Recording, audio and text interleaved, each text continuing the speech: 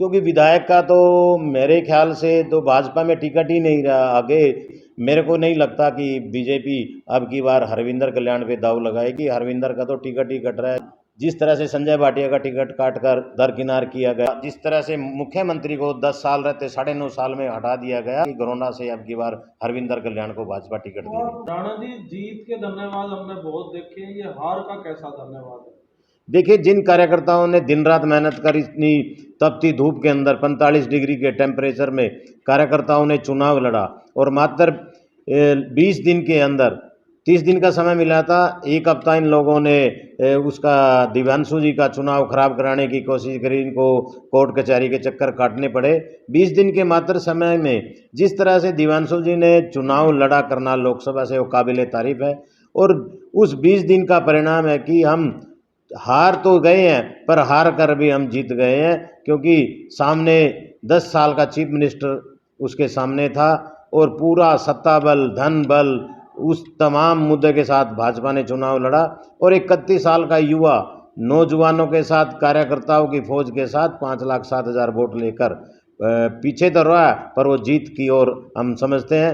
उसी सिलसिले में हर विधानसभा क्षेत्र में वो अपने कार्यकर्ताओं का मनोबल बढ़ाने के लिए हर विधानसभा में जा रहे हैं। हाल ही में कांग्रेस की मुख्य जो नेत्री है किरण चौधरी और उनकी बेटी श्रुति चौधरी, वो कांग्रेस छोड़कर भाजपा में शामिल हो गई है, कैसे देखते हैं? देखिए, स्वार्थ से भरी हुई राजनीति किरण जी और श्रुति जी ने की, क्योंकि कांग्रेस पार्टी ने जिस तरह से उनको मंत्रिमंडल में शामिल किया, उनको सीएलपी लीडर बनाया और जिस तरह से श्रुति जी को सांसद बनाया और कार्यकारी अध्यक्ष के तौर पर अभी कार्य कर रही थी प्रदेश के अंदर, ये नहीं होता भी टिकट कट जाना और पार्टी छोड़ जाना।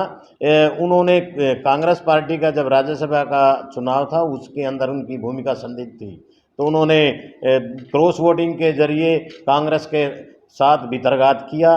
और आज वो लोग थोड़े से लालच में, स्वार्थ के लालच में अगर पार्टी छोड़ रहे हैं, इससे कोई फर्क प्रदेश के अंदर नहीं पड़ने वाला। तो आज कांग्रेस पार्टी एकजुटता के साथ पूरे प्रदेश के अंदर 5 लोकसभा जिस तरह से जीत कर गई और उस जीत का सिलसिला 2024 जो अभी अक्टूबर में चुनाव विधानसभा का आ रहा है, हम 65+ के साथ हरियाणा के अंदर भूपेंद्र सिंह हुड्डा जी के नेतृत्व में सरकार बनाएंगे। भूपेंद्र हुड्डा ने कल सोनीपत में एक कार्यक्रम था जिसमें कुलदीप शर्मा को हाथ पकड़ के कसम दिलाई है कि भाई पार्टी मत छोड़िए। कहीं ना कहीं कुलदीप शर्मा भी श्रुति चौधरी और किरण चौधरी की तरह कहीं ना कहीं पलायन करने वाले थे। नहीं नहीं, ये सिर्फ अफवाहें थी। कुलदीप शर्मा जी हमारे बहुत ही सीनियर नेता हैं और बहुत सुलझे हुए नेता है और वो हमारे कांग्रेस के जो हमारे हुड्डा साहब पूर्व सीएम हैं उनके दोस्त भी रहे हैं। उन्होंने एक मजाकिया लहजे में बोला है भी शर्मा जी छोड़कर मर जाना।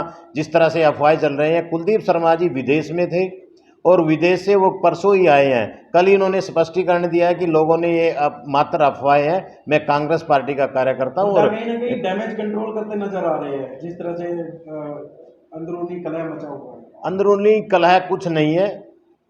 कुलदीप शर्मा जी हमारे सीनियर नेता है और पार्टी, कांग्रेस पार्टी के नेता और कांग्रेस पार्टी में ही वो रहेंगे। ये फालतू की बयानबाजी विपक्ष से गुमराह कर रहा है और उन्हें कल स्पष्टीकरण दे दिया है भी मैं कांग्रेस पार्टी में मरूंगा, कांग्रेस पार्टी में जीऊँगा, जब तक सांस है कांग्रेस पार्टी में रहूँगा और कांग्रेस पार्टी के लिए सेवा करता रहूँगा। जी, बात करें हरियाणा के पूरे देश की, नीट के एग्जाम को लेकर काफ़ी बड़ा जो है विवाद जो है वो नजर आया, सुप्रीम कोर्ट तक मामला पहुंचा है। हर घर में बच्चा कहीं ना कहीं सोचता है कि MBBS डॉक्टर बने। इस प्रकार का जब स्कैम आता है तो क्या नजर आता है भविष्य सुरक्षित है बच्चों का? ये पारदर्शिता की ये बात करते हैं और भाजपा ये ऐसा, मैं भी सोचता हूँ, आप देश भी सोच रहा है, क्या जहाँ भाजपा की सरकार है जी, जिस भी प्रदेश के अंदर भाजपा की सरकार है वहीं घोटाले हो रहे हैं, वहीं पेपर लीक हो रहे हैं। ये संयोग है या दुर्भाग्य है, ये आप सोच सकते हैं। क्योंकि भाजपा बात बड़ी बड़ी करती है, देश की बात करती है, देश के बच्चों के भविष्य की बात नहीं करती, आसाम पे बात नहीं करती, गरीबी रेखा पे बात नहीं करती। तो आज नौजवान जो बच्चा जो आज नीट की परीक्षा की बात करता है, पढ़ाई की बात करता है, करोड़ों करोड़ों रुपये बच्चे की फीस और खर्चा आता है। एक आम आदमी इससे गुजरता है तो पता लगता है कि गांव देहात के अंदर अपना छोटा छोटा ज़मीन का कलेजा टुकड़ा बेचकर वो बच्चे की पढ़ाई पर लगाता है। तो आज भाजपा पूरी तरह से फेल हो चुकी है, क्योंकि जहां जहां भाजपा की सरकारें हैं वहीं पेपर लीक हो रहे हैं। कांग्रेस का हरियाणा में संगठन को लेकर विधानसभा चुनाव नजदीक है, किस प्रकार से मांग चाहते हैं कि जल्दी संगठन मजबूत हो ताकि आगे और मजबूती मिले विधानसभा में? देखिए, ये केंद्रीय नेतृत्व का फैसला है। बहुत जल्दी हमारा नेतृत्व इसकी ओर गंभीरता से विचार विमर्श करके अभी जल्दी संगठन की भी बात हो रही है, और हम लोग चुनाव की दृष्टि से अक्टूबर में चुनाव होने जा रहे हैं। आज जिस तरह से कांग्रेस पार्टी ने बिना संगठन के 5 सीट जीतकर हरियाणा में एक नई ऊर्जा के साथ कांग्रेस को हमारे नेताओं ने भूपेंद्र सिंह हुड्डा जी, चौधरी उदय भान जी और युवा दिलों की धड़कन दीपेंद्र जी ने जिस तरह से मजबूती के साथ हरियाणा में चुनाव लड़ा, इससे साबित होता है कि हुड्डा जी के नेतृत्व में, उदय भान जी के नेतृत्व में, दीपेंद्र जी के नेतृत्व में 65+ के साथ हम सरकार बनाएंगे। अंत में बाहरी उम्मीदवार की बात कही है अभी, दिव्यांशु बुद्धिराज भी बाहरी थे, इस पे क्या कहेंगे? देखिए, लोकसभा का चुनाव केंद्र से आधारित होता है, और जिस तरह से हमारे चिरंजी लाल जी यहाँ से चुनाव लड़ते रहे, संजय भाटिया जी ने लड़ा, अभी हमारे मनोहर लाल खट्टर जी की भी बात करूं, वो भी रोहतक के रहने वाले हैं। तो उन्होंने यहाँ से चीफ मिनिस्टर रहे, 10 साल चीफ मिनिस्टर रहे। तो बाहरी की बात लोकसभा पर आधारित नहीं होती, विधानसभा में लोकल मुद्दों के साथ चुनाव लड़ा जाता है। स्थानीय मुद्दे होते हैं, स्थानीय राजनीति होती है, जातिवाद हैवी होता है, वो तमाम तरह के मुद्दे विधानसभा के अंदर होते हैं। और सभी मुद्दों को देखते हुए अगर 30 साल से घरोंडा में कांग्रेस का विधायक नहीं बना, तो सबसे बड़ा प्रमुख कारण यही है कि लोकल आदमी को अगर चुनाव लड़ाते तो आज ये 30 साल का सुख करना था। करनाल लोकसभा की अगर बात की जाए तो बड़े बड़े चेहरे थे, क्या उनमें ऐसी काबिलियत नहीं थी कि वे लोकसभा का इलेक्शन यहाँ से लड़ पाते? देखिए, ये चुनाव ऐसा नहीं है अभी यहाँ कोई काबिलियत वाला चेहरा नहीं था, बहुत सारे काबिल चेहरे लोकसभा के अंदर करनाल लोकसभा में थे। तो ये फैसला होता है कि किस बरादरी को कहाँ टिकट देना है, किस जवान को कहाँ पे तैनात करना है, और ये पार्टी का इंटरनल मामला होता है। तो पार्टी ने सोच समझ कर ही टिकट दिया दिव्यांशु जी का। एक नौजवान हमारे कार्यकर्ता है और हमारे यूथ के प्रेसिडेंट हैं, बहुत अच्छे से उन्होंने चुनाव लड़ा। तो मैं उनको इस चुनाव लड़ने के लिए भी आपके चैनल के माध्यम से जिस तरह से फुर्तीले अंदाज में उन्होंने चुनाव लड़ा, मैं उनको चुनाव लड़ने पर भी बधाई देता हूं।